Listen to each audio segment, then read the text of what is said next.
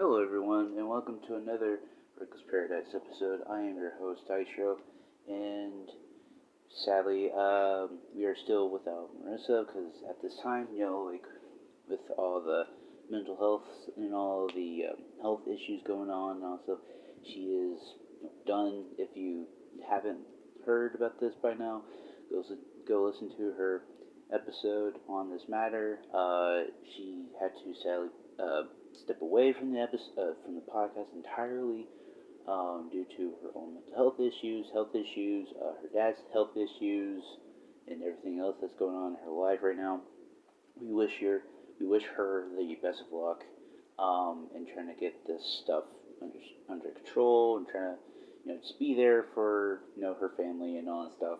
But we're gonna keep chugging along and just try to be more positive and all that stuff. And tonight's episode is another debate hour, and it is over a particular wrestler in TNA lore. It is James Storm, the Cowboy James Storm. Now, when you hear about James Storm, you think about like beer money and all that stuff, but not a lot of people talk about America's Most Wanted. So we're gonna put them head to head tonight. Is America's Most Wanted versus Beer Money? Who or what was the better tag team for Cowboy James Storm? Now James Storm in TNA, he's been there since the very very start, like '02, like NWA TNA era, and he was growing up in Leapersfort, Tennessee, and all that stuff. So like he was very very well known on the independent wrestling scene in Tennessee. Now, when you hear about James Storm and TNA in '02, you think about, like I said at the top of the thing, America's Most Wanted. Now, with America's Most Wanted, you have the Cowboy James Storm, and you have Wildcat Chris Harris, one of the greatest tag teams in tag team wrestling history in TNA. And the first match I think of when you hear about America's Most Wanted, you think about the six-sided steel cage, and you think about the Ela Skipper walking the top of the cage like a tightrope, and then he does a hurricane run on Wildcat Chris Harris off the top of the cage, which is the most insane thing I've ever seen in my life. Not to say like I've seen it live or anything, but when I saw it, like I felt like I was there, sort of feeling. Felt like it was like so surreal, and the crowd in that fairgrounds arena was so electric that night. It was like hard to like not not be there, sort of thing. But when you think about America's Most Wanted, you hear about like America's Most Wanted versus the Naturals. You hear about America's Most Wanted versus like LAX. You hear about America's Most Wanted versus like Team 3D when they're in the Planet Jarrett era and all that stuff. And Jarrett, he has surrounded himself by all these guys, who were on his level, but they were not going to be closer to the world title picture because they wanted to protect Jarrett in that world title picture. Not to say that Jarrett was like the person that was like the gatekeeper to all TNA wrestlers and stuff, but he was like the booker, he was the owner of it and all that stuff. But it's like when you think about AMW, you think about the DWI and all that stuff, and like the death sentence, the hangman's like kind of like leg drop that Chris Harris hits on anybody, which is like dope, or DWI. DWI is like beer money, but this will get into that. But the death sentence is like perfect finisher to like finish off a match and all that stuff. But they were also the one of the steady cornerstones of TNA in the beginning. Chris Harris and James Storm, competed in not only the first regular cage match, but they were also in the first ever six-sided steel cage match. They started as fan favorites with their tough cowboy gimmick, but they eventually turned on the fans to join Jeff Jarrett's stable. Like I said, they were also involved in one of the greatest cage matches of all time against Triple X, which I had said at the top of the bumper here. The two had great chemistry together in the ring and on the mic. They were just as good being funny as they were being evil. They also had a great name and look, but the only knock against AMW is that in TNA, it wasn't near as a big company when they first started as it is today. So, again, this was like when they were just starting out. I think going into, like oh 05, oh 06, maybe oh 07, that's like when TNA was starting to hit its stride. And if you recall in like the Year in Wrestling Review episodes for I think oh 06 and oh 07, oh 05, we talk about TNA a lot. And in TNA, in those like 3 years, they were hitting major strides. The X Division was killing it, the World Title picture was killing it, Tag Team Wrestling was alive and well in that era. So TNA around that time, it's like that was the company to be at or you want to work at. Like with Christian Cage, like he went from WWE to TNA, and he went on like an undefeated streak for like 2 years. And like he wasn't getting that treatment in WWE at all. He was just treated like as a mid card fodder. So it's like they're destined to treat people who are willing to cooperate and work with the company as long as they get the respect they needed is what I'm trying to say. Like you have Samoa Joe, AJ Styles, Christopher Daniels, Chris Sabin, you have Sanjay Dutt, you have all these like great X Division slash like world heavyweight title contender guys in TNA, and and these were just people that were like on the indies and they grew up in into like the big household names that we know today. A lot of people said TNA is like gotten like worse and worse as time goes on, but now current day TNA or Impact now it's like you would think, oh well, it's like it's kind of changed a little bit. So well, yeah, like a lot of companies have to grow and change, but with that being said, if you think about it, Cowboy James Storm had to change as well. Like he had to improvise his character and his arc, because I think there were 4 or 5 time NWA TNA tag champs at this point, going into like oh 05, oh 06.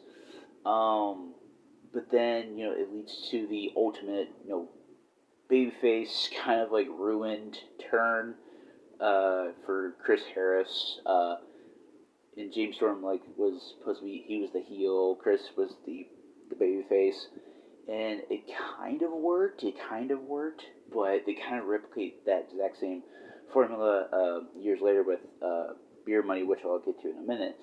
But with Cowboy James Storm, it's he was the he was the beer swilling, kind of like redneck and all that stuff. It kind of reminds you of somebody, a person in WWE at that point. But it was kind of like one of those things where it's like it was kind of like a too good to be true sort of heel turns. Because they grew up in the business together, they won tag title gold together.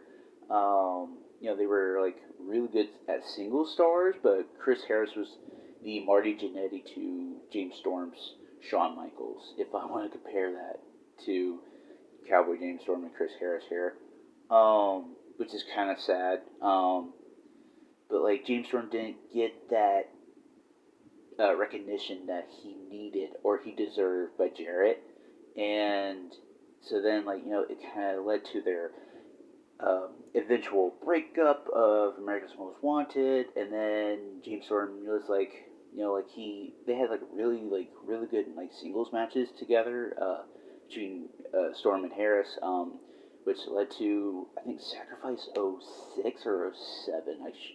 I could be wrong, but it went to a Texas Death Match, which was really bloody. It was really good too. Which Chris ultimately won, no doubt about that. But it was it was a good blood feud, but there were some missed opportunities with this sort of thing. But then James Storm goes on to do his own thing for a while, which leads me to my next point, and he goes into kind of like a program or a I guess a program, with Bobby Roode, but Bobby Roode he was just out of Team Canada at that point. He was becoming, glorious Bobby Roode. He was becoming like, the Wall Street person like that he is that he was until he got injured and he had to retire prematurely. Um, but with that, Rude and James Storm, they were all about Rude was all about the money, but James Storm was all about the beer, and then it led to eventually becoming beer money, and the rest is history sort of thing on that. But I'll get into that a little bit. So now we're on the topic of beer money. Beer Money Incorporated. You have Robert Roode, you have James Storm, you have the best tag team in 2007 going into modern day kind of going into 2011 2012 around that era. um so they won multiple tag titles together, like TNA tag titles together. And they had Miss Jackie, Jackie Moore. If you don't know who she is, that's that's not really good for y'all. She was really kick ass. She was freaking awesome. And then I think they had it was her, and then at one point I know Robert Roode was with Miss Tracy Brooks, sexy as hell. And then I know with America's Most Wanted, James Storm and Chris Harris had Gail Kim, which god damn. Sorry, but with that, being said, Beer Money had to have a manager, to get this cheap heat and all that stuff. And Jackie Moore was their girl. Well established veteran, best in the business, whatever. Um, but they had all time classics. In the one feud I'm gonna be talking about, it's Beer Money versus Motor City Machine Guns. Now, at that point, they were both baby faces. Neither of them were the heel. Both teams were faces and all that stuff. And they had the best of five match series. And I remember the final match. It was 2 out of 3 falls, and Beer Money hits. No, I think it was Beer Money hits DWI really early, and then went into Skull and Bones from the machine guns to even it up within the first I think 5 minutes of the match, was crazy, and the rest of it was baiting on the third fall. And their best of five was really fucking good. I really suggest you guys go watch that best of five. But they were currently the best tag team, or Beer Money. I'm talking about. They were currently the best tag team in the wrestling. After AMW broke up, Robert Roode left Team Canada to team with James Storm. The two were a natural fit, and they had dominated the tag titles for a few years now. They were also involved in pretty much high-profile stars than AMW was. They were part of Fortune and Immortal. Beer Money had wrestled some of wrestling's greatest stars. I think the biggest knock against Beer Money is their name. It just sounds stupid and got old after a couple of weeks. While Rude and Storm mesh, it just don't seem to have the connection that America's Most Wanted did. America's Most Wanted were like brothers, but Beer Money just seemed like they were business partners. And I kind of agree with that. Also, I'm kind of reading this off of a forum and all that stuff, but some people were saying, America's Most Wanted is better, Beer Money is better, and I don't know. It's kind of a tough one to call with this one, but I'll get to that in just a little bit. So now begs the question: which team was better, America's Most Wanted, or Beer Money? Now, I really don't know, but I know when I asked my former podcast partner Marissa off camera, she had told me, and she went with this. She believes this in her heart. She went with Beer Money, and I don't know if I want to go with that, or it's just the nostalgic feeling. But I think about with the Beer Money team up and all stuff. They had like a lot of memorable matches, and then the breakup that led into their breakup, like their world title feud at that point.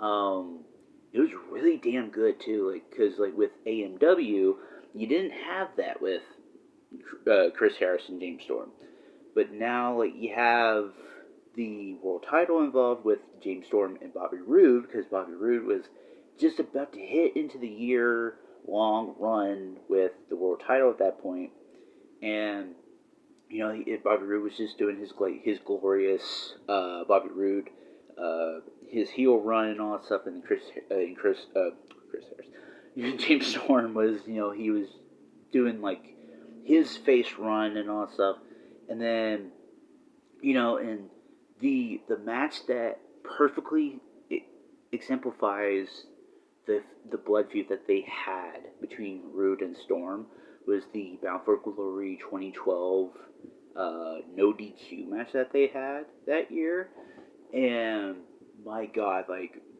Roode took like a huge bump, like a huge back bump onto some thumbtacks, which automatically sold me as this guy's like a main event person, and like Storm and Roode didn't have to go out there and like go balls to the wall and beat each other for like I think like almost 20 minutes, maybe 25.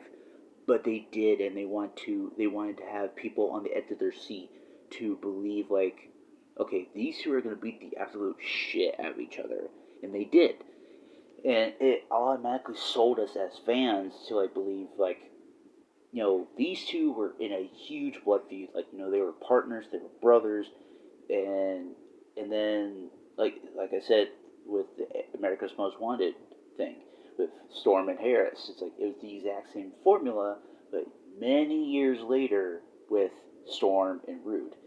Now, if I'm recalling here, the James Storm and Bobby Roode matches that they had, I think it was just the one. I think, or there was I think one was at Bound for Glory, one was at Lockdown for the world title. And then I think they had like maybe a few more after, or they had the world title match again. I think the next week, and that's when James Storm wins it, and then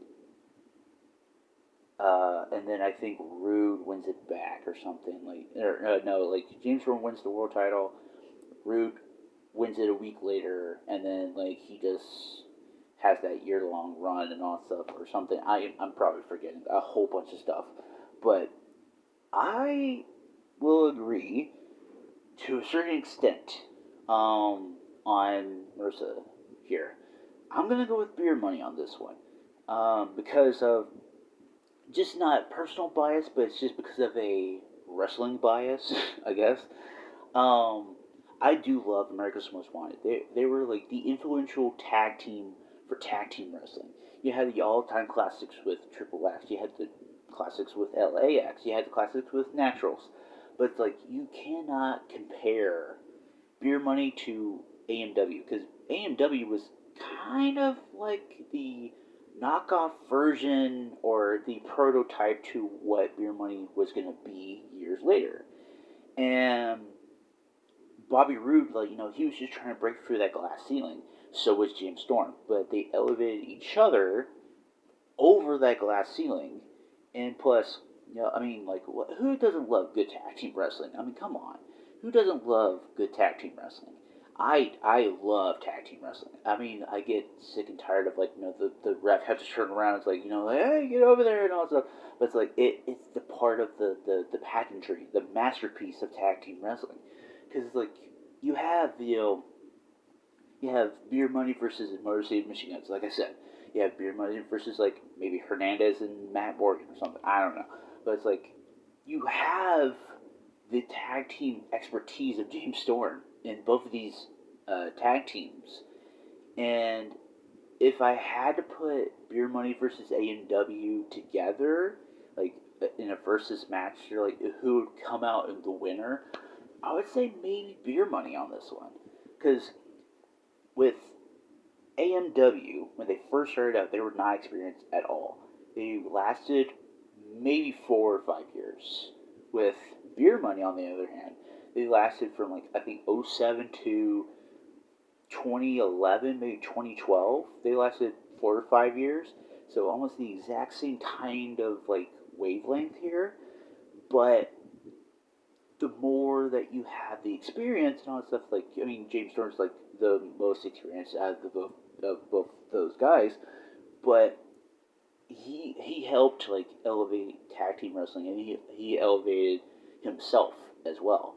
Um, but based off, but let's just get back to brass tacks here. Based off of the information that I gave to y'all and to myself, I'm gonna go with Beer Money on this one. I hate to say that, but it's like I gotta go wherever my heart's at right now, and Beer Money is where it's at. You can't go wrong with Beer Money. I mean, you can't go wrong with that. It's such a cool like little intro thing. It's just so fucking funny. And the Boozer Cruiser. I mean, come on, like you can't go wrong with the Boozer Cruiser. But I am gonna be going into the ending here, so just give me a minute. But that will wrap it up for this edition for debut hour. Wow, debate hour. I hope you guys enjoyed it. Please leave a like and comment below. Tell me what you guys would pick. AMW versus Beer Money. Leave it in the comments below. Now, for tonight's song of the night, I am gonna go with a bona fide classic, a certified classic. Let's just say that.